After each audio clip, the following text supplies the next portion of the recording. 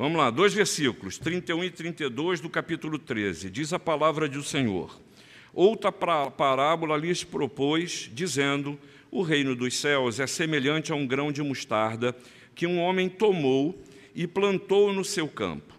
E qual é, na verdade, a menor de todas as sementes, e crescida é maior do que as hortaliças. E se faz árvore, de modo que as aves do céu venham aninhar-se nos seus ramos. Senhor, nosso Deus, nosso Pai, nós te damos graças pelo privilégio de estarmos aqui neste lugar, nessa manhã. Fala, Senhor, ao coração de todos nós, que Teu Espírito Santo nos ilumine na leitura da Tua palavra. Que o Senhor fale aos nossos corações. É a nossa oração no nome de Jesus. Amém. Irmãos, algo me chama muito a atenção nesse momento da nossa história, que a gente é tomado por aquilo que eu quero chamar de um hiperrealismo, né? É claro que nós vivíamos, e nisso não vamos botar a culpa em pandemia, mas nós vivíamos antes dela um tempo de profundas mudanças estruturais na sociedade como um todo. Mudança na maneira de ser, mudança na maneira de pensar, mudança na maneira de encarar o emprego, o estudo, a perspectiva do amanhã. Uma coisa me chamou muito a atenção, lidando com jovens, lá atrás, a coisa dos 5, 6 anos atrás, que nós tínhamos o ideal de estudarmos, fazermos a faculdade, conseguirmos um bom emprego e ali nós nos aposentarmos. E eu fui tomado de uma instabilidade muito grande nesse tempo atrás, porque não era mais o ideal do jovem. O jovem queria até estudar, mas queria estudar coisas que tinham significado para ele, e não necessariamente que o universo educacional do 3º grau lhe oferecia. E depois, uma coisa que me assustou muito é que estar numa empresa era um momento da história. Mudar de empresa era algo comum, e tem um grande filho de um amigo meu, que ele, nesse momento, ele já tinha um excelente emprego, mas ele saiu do Brasil tendo um grande emprego, uma excelente posição, e foi para Doha. E passou em Doha 2 anos e pediu demissão, e foi para o Texas, e passou 1 ano e meio, 2 anos, e pediu demissão, e foi para um outro lugar que eu já não me lembro. Ou seja, buscando crescer, tanto materialmente quanto na sua maneira de trabalhar, mas também sem se ligar, sem manter laços com os locais aos quais eles estavam. Além disso, nós vemos uma mudança naquele tempo nos valores como um todo, né? A rediscussão de todo e qualquer valor, e muitos deles abandonados sem grande reflexão, né? Na verdade, muitos passaram a viver uma vida como se fosse uma tábula rasa, em que tudo se começasse do zero, né? É a partir de agora. E aí nós vemos os doutores das mídias sociais, né? Aqueles que falam professionalmente sobre qualquer assunto com uma profundidade de 15 centímetros, com toda a tranquilidade. E isso vai desestabilizando as pessoas, e chegamos ao momento que potencializou a história com a tal da pandemia, em que o que você trabalhava já não tinha mais sentido, você já tem que ficar em casa, e ficar em casa precisou de uma reeducação como um todo, né? Muitos divórcios aconteceram, mas muito reatar de relações também se estabeleceu, porque as pessoas passaram a se sentir absolutamente sós, trancadas dentro de casa, sem poder fazer o que quisessem fazer. Junto a isso, nós podemos, e talvez você possa até falar um pouco mais de você, se fosse esse o caso nessa hora, mostrando a solidão e o vazio que se estabeleceu. E aí, nesse sentido, nós somos tomados por esse Deus da hiperrealidade, em que a gente vive o nosso tempo, só pensa no nosso tempo, e hoje, potencialmente, é um dia para a gente pensar isso, que a polarização em nosso país, e não tem aqui nenhuma discussão política, mesmo porque este não é o lugar para isso, demonstra o nosso estado de espírito. É óbvio que nós sabemos que não haverão ganhadores nem derrotados. Haverão um país em que nós estamos vivendo esse nosso sofrimento interior e que estamos colocando, expressando isso de diversas formas. Mas isso não é novo. Essa é a história do ser humano. E é por isso que Jesus rompe a hiperrealidade das pessoas e vem a este mundo. E vem a este mundo e nos faz transcender a nossa história, as mudanças estruturais que a gente precisa passar e que muitas delas nos angustiam, né? As quebras dos paradigmas da nossa vida. Você mantinha uma atividade por 10, 20 anos e, de repente, essa atividade acabou, é um outro tempo, e a gente não sabe lidar. Às vezes você tem a notícia de uma doença que, à luz dos homens, não tem jeito, e a gente perde, muitas vezes, até o brilho do olhar. Ou, premido pelas questões do tempo, vocês, jovens como são, podem achar que não tem amanhã. E é exatamente por isso, por essa certeza de que não há em nós a capacidade de lidar com as questões do tempo, porque nós não temos capacidade de lidar com a gente mesmo.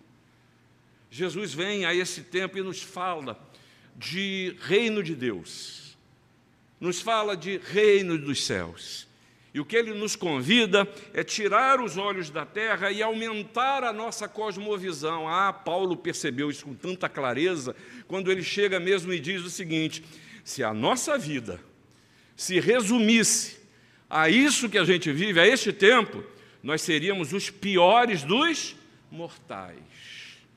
Mortais. Agora você veja aqui, Jesus foi interrogado por Jesus, dizendo, pelos fariseus, quando o Senhor está falando sobre esse reino dos céus, sobre o reino de Deus, e os fariseus questionam a Jesus, mas como é que é isso? Quando vai ser isso?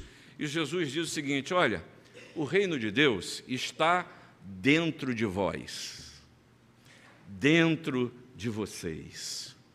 O texto que nós lemos, Jesus está na Galileia.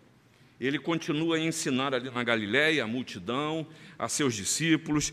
No capítulo 13, o versículo 1, nos mostra que ele assentou-se e juntou as multidões, e claramente seus discípulos ali estavam também. E ele narra a chamada parábola do semeador. Você conhece muito bem. É aquela parábola que o Senhor chegou e jogou a semente em 4 campos distintos. E desses 4 terrenos, o que aconteceu? Só sobrou uma. Não foi isso que aconteceu? Você que é bom de matemática, você joga 100% e só restou quanto? Bom na matemática. Só sobrou 25%. Jesus explica a parábola e vamos para a segunda parábola, que é a parábola do joio. E aí a história é o quê? Nesses 25% que sobra, ainda está misturado o quê? Trigo e... Então quer dizer que ainda vai ser menos. Mas não cabe a você definir quem é joio. Deixa isso na mão de Deus. E aí um estranho contraste nisso. Há um estranho contraste. Com o sucesso que muitas vezes é decantado no chamado ambiente religioso, e eu vivo a tristeza desse momento na minha história. Quando fala de um ideal de sucesso, eu lembro de uma senhora, você conheceu Ondina Brasil, lá da Igreja do Rio. E ela dizia, uma vez preparando para um almoço, e aí eu tinha um diácono que foi levar os pratos, e tinha que subir uma escada assim, ela vinha descendo, ela era muito bem-humorada, muito bem-humorada, ela chegou e disse, e enganaram você também, é? Disseram que o fardo era leve, né? E o homem levando uma pilha de pratos. Eu não sei, às vezes eu me sinto assim, eu não sei se você se sente. Disseram para a gente que a gente aceitasse a Jesus e todos os problemas seriam resolvidos. E eu nunca tive tanto problema quanto eu tenho agora. Disseram que o fardo do Senhor Jesus é leve, o meu é pesado, é para eu trocar com ele, mas o peso nas costas está doendo. E eu estou dando sinais disso na minha caminhada. Segundo contraste que me chama a atenção, será que vale a pena fazer parte de uma história, de um grupo, de uma religião, cujo líder diz que ele vai tratar com pessoas que são inconstantes, frágeis, voláteis, que vêm e vão, e o pior, que tem em seu meio gente misturada que foi plantada pelo inimigo, é isso que a parábola do joio diz. Mas aí, a pregação de Jesus, quando ele fala do reino de Deus, eu e você, para entendermos essa intervenção salvadora na história e na sua vida, qual é o projeto de Deus, é preciso que você entenda o que é reino de Deus. Porque é primeiro preciso reconhecer que Deus, ele é rei. Essa é a premissa. de que o trono desse reino ele está ocupado. E ele reina sobre céu e sobre a terra. Ele reina sobre o universo. Ele não deu uma voltinha e largou a gente à própria sorte, como alguns ousam até dizer, mas é Deus presente. Jesus é o Emanuel, que é Deus conosco. É Ele que afirmou: eis que estarei convosco todos os... Não foi seu mau humor nessa manhã que escapou a presença do Senhor. Eu preciso lembrar que Deus ele é presente, só que isso precisa ser exercitado, porque a decorrência disso, nesse reino, tem um Deus que é Senhor, mas tem um povo que é escolhido, cujo Senhor disse que vós me sereis reino de sacerdotes de nação santa. São essas as palavras que falarás aos filhos de Israel. Segunda coisa, o reino de Deus tem um objetivo, e esse objetivo é salvação. Salvação. Ah, meu irmão, se não gravar mais nada, grava isso. Grava isso. Para quando você vê em situações, ou se ver em situações de derrota, de tristeza, de tudo aquilo que te abala, não se esqueça que o projeto de Deus é salvação. E a pergunta é, nesse momento da minha história, onde está a salvação? Porque ela está. Ela existe, quão formosos são, sobre os montes, os pés do que anuncia as boas novas, que faz ouvir a paz, que anuncia coisas boas, que faz ouvir a salvação, que diz a Sião: o teu Deus reina, reina. Irmãos, crente mal-humorado, crente pessimista, crente que tem a linguagem da derrota, tem alguma coisa errada, e definitivamente não é com Deus. Não é com Deus. É uma hora oportuna para que a gente reveja até o nosso estado de espírito, porque ele revela o que está no nosso coração, porque a boca fala do que está cheio, o coração. E aí, irmãos, a gente precisa lembrar que é exatamente o ideal do reino. A consequência da salvação é restauração. Há coisas na minha vida que precisam ser restauradas. Sempre há coisas nas nossas vidas que precisam de restauração. Por isso que precisamos de um Salvador, e esse Salvador é o Senhor Jesus. E nessa manhã, ainda que de uma maneira muito objetiva, eu queria dizer para você, que você refletisse quais são os sinais do reino de Deus na sua vida. Como você pode ver esses sinais na sua vida, na sua caminhada? E essa pequena parábola nos ensina muito sobre o reino de Deus na nossa caminhada. O primeiro sinal que eu e você não podemos nos esquecer é quem está plantando. Quem está plantando? Diz o texto que foi um homem, e a figura aqui muito clara, e que classicamente os teólogos e comentaristas vejam que esse homem é Deus. É Ele que está plantando. E aí, deixa o grão na mão do homem. Deixa o grão que é a sua vida na mão de Deus, diz a parábola. Esse é um termo muito comum, falar do homem, apenas a Mateus e Lucas. Mas essa ação, diz o texto, sem sombra de dúvida, é que o Senhor Jesus está nos mostrando que a sua tarefa, na razão de ser da sua existência, não é o semear, mas é deixar que Deus plante em você as sementes que vão lhe trazer vida e vida em abundância. Vida em abundância. E aí, nesse sentido, esse texto ressalta a ação de Deus. Jesus acrescenta a sua pregação, ação, a sua pregação sobre o reino.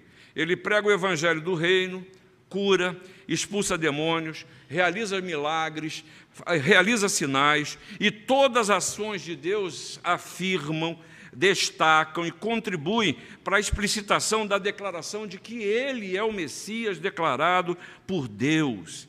E Jesus procura estabelecer essa ligação com a palavra do profeta Isaías, atestando que a pregação e a sua ação, os sinais nas nossas vidas, atestam para a sua presença. Ele é presente. E aí, nesse sentido, eu quero traduzir por uma frase que você já ouviu, até você fala. Deus está no controle. Deus está no controle. Cuidado com a tentativa de tirar os comandos da mão de Deus. Sabe quando é que eu tiro os comandos da mão de Deus? Quando eu estabeleço o que está definitivo na minha vida. Quando eu mato o que Deus ainda está tratando. Quando eu acho que o único caminho é esse. Tem uma coisa que ainda é pior, hein? Tem uma coisa que ainda é pior. Escute bem o que eu vou falar agora, né? Não se entrega, não. Mas muitos de nós desenvolvem uma amargura subconsciente contra Deus. Mas se o Senhor tivesse permitido, se eu tivesse conseguido, por que eu tenho que viver isso agora? E ao invés de permitir que Deus, no seu controle, e o mesmo Deus que diz que todas as coisas cooperam para o... Difícil esse negócio, hein, gente? Difícil esse negócio. Mas isso é exercício da fé. Se você não viu o bem ainda, é porque o trabalho não está terminado. Deixa Deus agir na sua vida. Deixa Ele ser Deus. Deixa Deus revelar o seu controle e você, em fé, desenvolva a confiança. E aí, nesse sentido, 2 desafios Deus nos coloca. É entregar o controle das nossas vidas, dos nossos sonhos, dos nossos projetos, nas mãos de Deus. Porque se você não entregar, você só vai sofrer. Só vai sofrer. Porque mesmo assim, Ele continua no controle. Porque Ele não te abandona. Lembra do Salmo 139? Lembra? Eu posso ir para onde eu quiser ir, ainda assim Ele está. A minha palavra ainda não me veio à boca e Ele conhece toda. Deus continua no controle. Há pessoas que em suas vidas insistentemente procuram dominar, controlar, decidir, manipular e se enganam. E se frustram, ficam com medo, tomam decisões equivocadas e o pior, diminuem as suas expectativas. E aí, nesse sentido, a gente é repetitivo, né? E aí, na vida, a gente precisa tentar uma estratégia que seja diferente. Porque acho que foi Einstein que disse isso, né? Que a insanidade é continuar a fazer sempre a mesma coisa e esperar resultados diferentes. Quantas vezes eu faço isso? Eu vou tentar a mesma coisa diferente porque o erro foi seu, não foi meu. E o Senhor está me moldando, filho, não é esse o caminho que eu quero, não é isso que eu tenho. Isso só te traz desgaste, sofrimento, dor, não é por aí. Entrega o teu caminho ao Senhor, confia nele, e o mais Ele fará. E aí, nesse sentido, deixa o grão que é a sua vida na mão do Senhor, porque aqui o caso é outro. É a grande tentativa de dar uma ajudinha a Deus. Minha mulher diz, vou ter que tomar cuidado porque ela está aqui hoje. Minha mulher diz que lá em casa eu que sou a mãe, né? Que eu fico pensando e controlando tudo nas vidas dos meninos e coisa e tal. E eu não vou dizer que ela tem razão, né? Mas quando o meu mais velho disse o seguinte, a empresa me transferiu para São Paulo. Eu fiz de tudo para arrumar alguma coisa no Rio de Janeiro, né? E aí até que Deus falou para mim o seguinte, não, é o caminho natural, é o caminho natural. E aí, você mãe, que tem essa experiência que é única, que eu nem faço ideia do que seja ser mãe, você talvez possa se ver e dizer, eu tento fazer a mesma coisa com os meus. É desse tipo de controle que Deus está convidando a gente a achar que a gente é tão líder da nossa vida, a abrir e deixar nas mãos dEle. Deixar nas mãos do Senhor. Confia no Senhor e faz o bem. Habita na terra e alimenta-te da verdade. Agrada-te do Senhor e Ele satisfará os desejos do teu coração. Entrega o teu caminho ao Senhor, confia nele e o mais Ele fará. Fará sobressair a sua justiça como a luz e o teu direito como o sol ao meio-dia. Salmo 37, a partir do versículo 3. Mas há um segundo sinal que é preciso que eu e você considere como sinal do reino de Deus na minha vida. E eu quero falar agora de pequenos começos. Há anos atrás, nem sei se existe isso, domingo de manhã, antes de ir para a igreja, eu ligava a televisão me arrumando e tinha um programa chamado Pequenos Negócios, Grandes Empresas, alguma coisa assim, né? E foi isso que me chamou a atenção para te destacar essa figura de pequenos começos que trazem grandes resultados. Na Bíblia, há testemunhos de pequenos começos que oferecem grandes resultados espiritualmente falando, né? O profeta Isaías nos fala do desprezo da filha de Sião sendo deixado como choça, com desprezo, sendo abandonado. A palavra de Deus nos fala que o renovo vem de uma família simples, do tronco de Jessé sairá um rebento, e das suas raízes um renovo. A palavra nos lembra que Deus continua a manter os seus olhos sobre nós. E Jesus utiliza essa figura conhecida de Israel, tanto no que tange a uma árvore que, crescida, abriga e acolhe os pássaros, como quanto à ideia de pequenos começos, dizendo que essa semente ela é a menor das sementes. É uma semente que, se você olha, você fala, não vai dar o que precisa dar. É incapaz, é humanamente impossível que uma semente, a menor de todas elas, venha a dar numa árvore frondosa, cheia de galhos. O fato é que, de inícios míseros, de um nada, para os seus olhos, Deus realiza o seu reino. É assim, a gente sempre acredita no poder, a gente sempre acredita na capacidade, a gente sempre acredita nas melhores ferramentas, nas melhores condições, mas Deus, que é dono de todas as coisas, Ele diz para mim e para você, eu não preciso disso, o que eu quero é o seu coração, porque as possibilidades eu as concedo. Talvez isso nos leve a refletir que Jesus tenha proferido essa parábola, no momento em que seu ministério estava sendo intensamente questionado. E aí a pergunta fica, será que vai dar certo? Será que a minha vida até aqui, ela vai chegar a algum lugar? E aí eu me lembro de um texto que eu queria compartilhar com você rapidamente, da escritora Joyce Meyer, que ela diz o seguinte, provavelmente você já creu em Deus para que algo acontecesse em sua vida.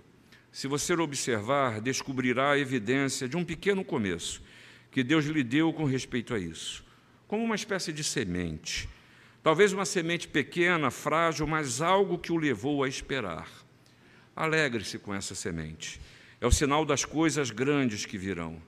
Quando você despreza algo por considerá-la insignificante, você não vai cuidar disso, você vai desprezar. Mas se você não cuidar daquilo que Deus lhe deu, certamente você vai perder. Você precisa estar contente durante o período das pequenas coisas. Você sabe que o Senhor é o autor e o consumador de todas as coisas. E aí, ele diz aos hebreus o seguinte, olhando firmemente para o autor e consumador da fé, Jesus, o qual, em troca da alegria que lhe estava proposta, suportou a cruz, não fazendo caso da ignomínia, e está sentado à destra do trono de Deus. Quem diria que uma morte na cruz, a decepção, a violência, a derrota aos olhos dos homens, se transformasse na salvação para a vida de todo aquele que nele crê. Não amaldiçoe as suas sementes. Não amaldiçoe esse momento da sua história reclamando ou declarando coisas negativas sobre a sua vida. É preciso o exercício da fé.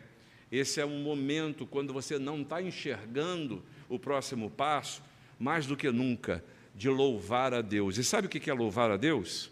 É reconhecer o que Deus faz. É reconhecer que Deus tem um poder para fazer. Quando eu não tenho luz, este é o melhor momento para adorar a Deus, porque eu sei que Ele é lâmpada para os meus pés, para o meu caminho, porque assim é a sua palavra para mim. Em vez disso, diga, Senhor, esta é apenas uma pequena semente, mas eu te agradeço por me dares alguma esperança, algo a que me apegar. Senhor, obrigado, por esse momento da minha história. Será que você consegue orar assim? Obrigado por este momento da minha história.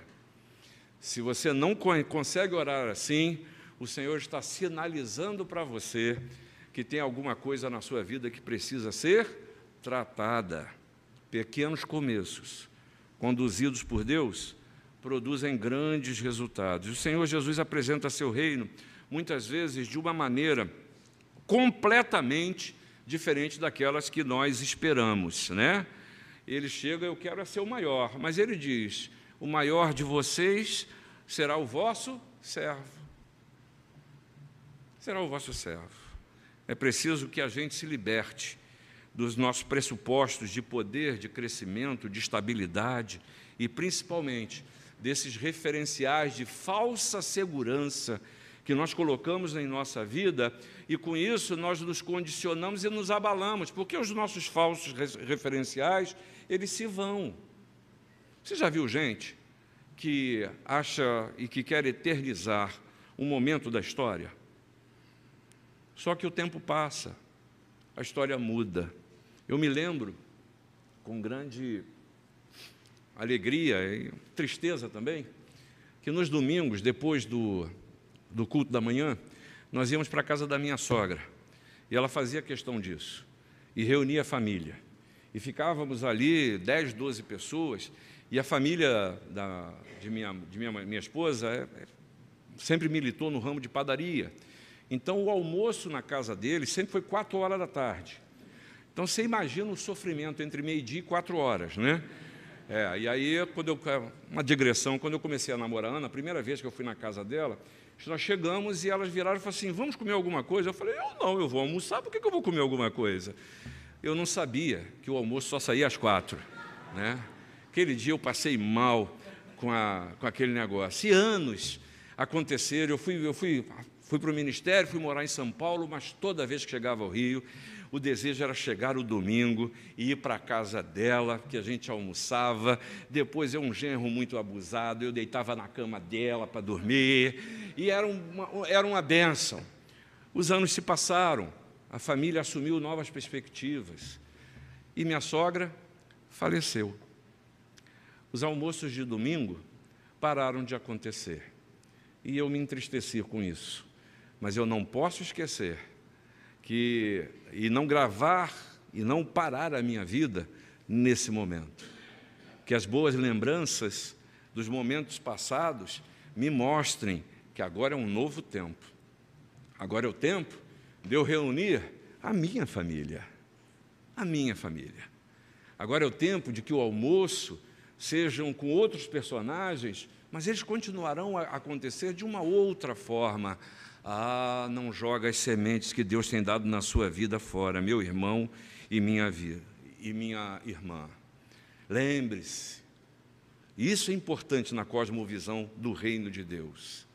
Você precisa levantar a cabeça e olhar para além desse tempo. Você é um cidadão, uma cidadã da eternidade. Esse tempo, o dia de hoje, é o primeiro dia da eternidade na sua vida. É o primeiro dia, pois viva como um cidadão da eternidade.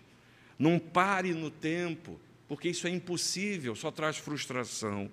Mas há um terceiro sinal, que essa parábola nos mostra sobre o reino de Deus na sua vida e na minha vida. Ele fala de aves que se aninham, fala que essa pequena semente, que você não acreditava que fosse dar grande coisa, ela cresce e se torna uma árvore frondosa.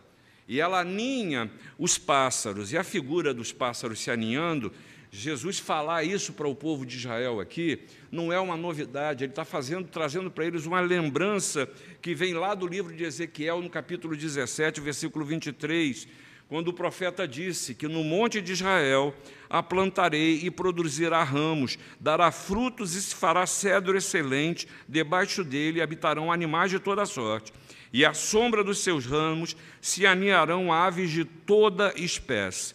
Daniel usou essa mesma figura de uma árvore frondosa que aninha em seus galhos os pássaros, a ideia de uma árvore que abriga aves de todo lado, ela continua a ser trazida como uma memória para que a gente não se esqueça. Mas olha só, Bíblia aberta?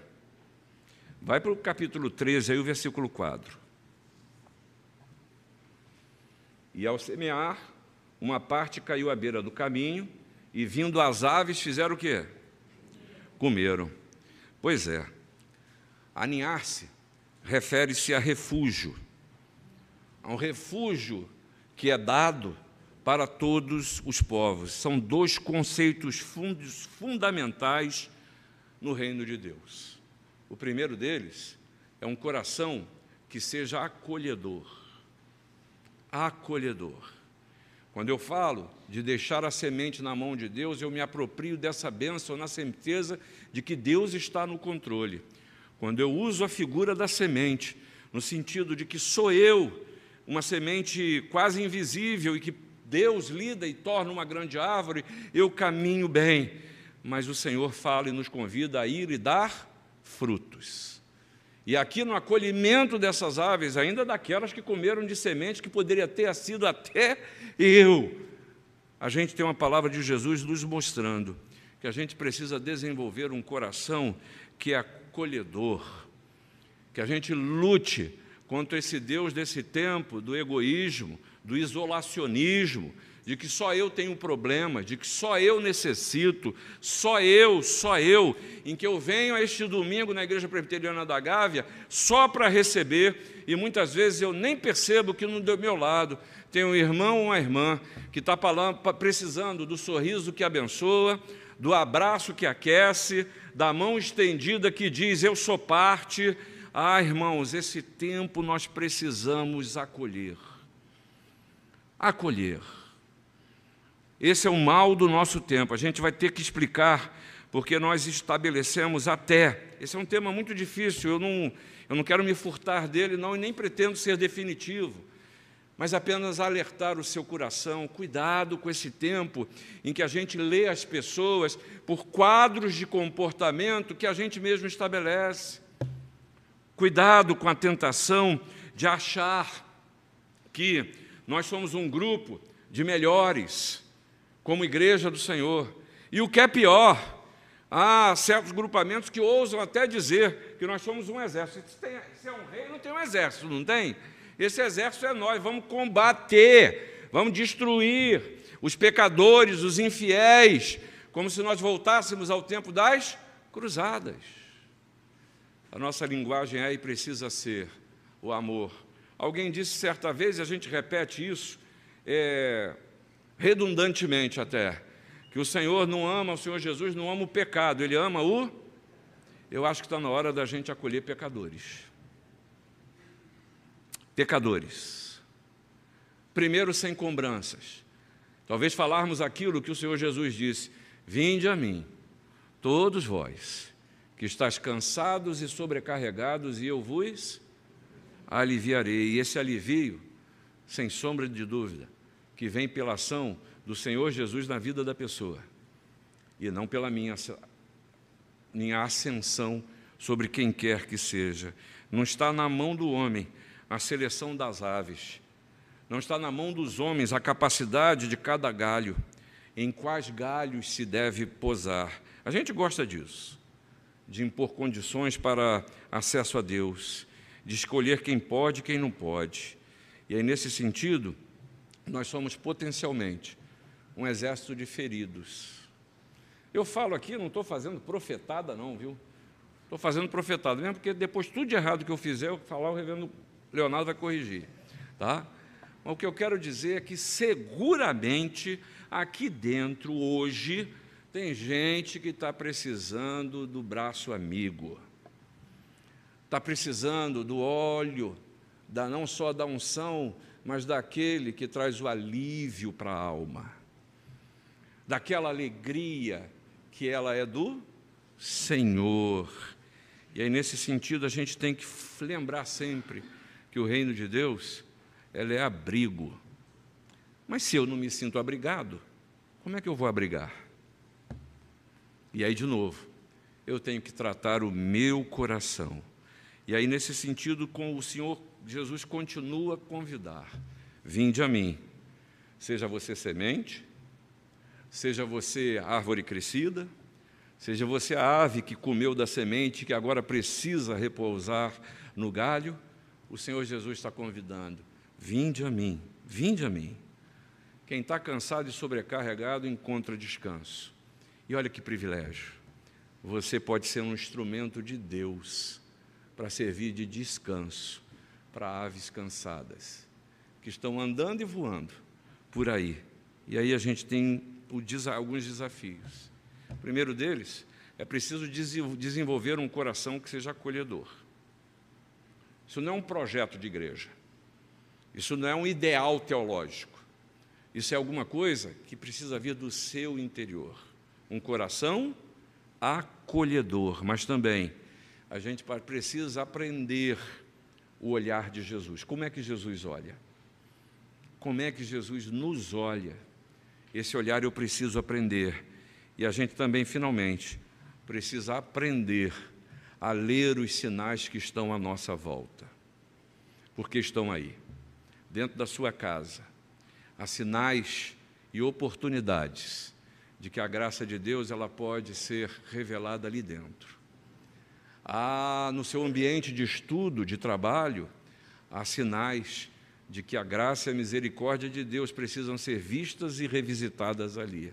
Na igreja, 55 anos depois, sempre é tempo da gente buscar os sinais do reino de Deus. Isso começa na minha e na sua vida. Por isso, deixa o grão na mão do Senhor, que Ele sabe onde Ele vai jogar a semente. Mas não despreze as pequenas sementes que o Senhor tem plantado na sua vida, porque o Senhor dá o crescimento. E depois de crescido, o Senhor quer usar os seus galhos para a honra e glória dEle mesmo.